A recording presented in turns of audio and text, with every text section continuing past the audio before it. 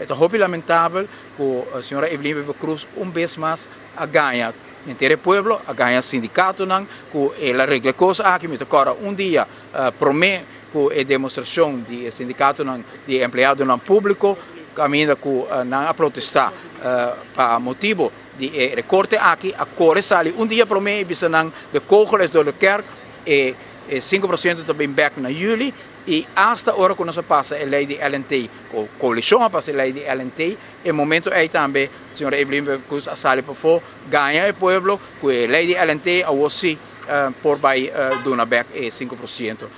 Nós mira contínuo ganhamento e ayer trove no parlamento tem ganhamento para sobre não quer admitir que a situação aqui não tem nada a ver com nenhum governo anterior. Para sobre se você mira mi lesorato para a carta de CFT. O fragmento aqui são de mais importante que o CFT appone in sua carta. De noodzakelijke lastenverlaging worden onvoldoende opgepakt en dekking wordt te veel gevonden in de verhoging van de belastingen. Kiko CFT tabisa que o governo aqui está subsidiando unicamente Friends and Family, gasto não está aumentando e cada vez que tapa buraco com medida. CFT que normal não está fiz de nenhuma medida, mesmo que o governo aqui está vaindo para demasiado medida e cada vez está sendo a vida de nós mais impossível. Então, outra mentira que você tem de dia aqui trobe pessoa não sabe mais para por defender na mesma sobre tudo é mentira não, é verdade não está alcançando não.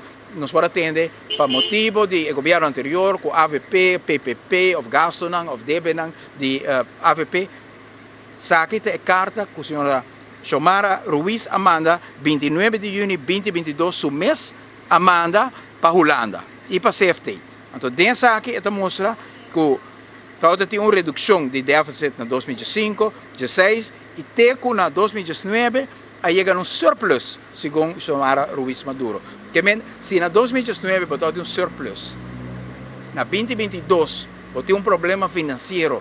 Com o problema financeiro aqui, pode haver com o governo anterior. Se em 2 anos acaba de boa governação, pode chegar um surplus. Com difícil a situação financeira, portanto, está com a AVP lá atrás, que em 2 anos pode ver que pode ter um surplus. Então, depois de 3 anos de surplus aqui, tem um déficit mais grande que a Aruba chega de conhecer, então porque culpa o governo anterior.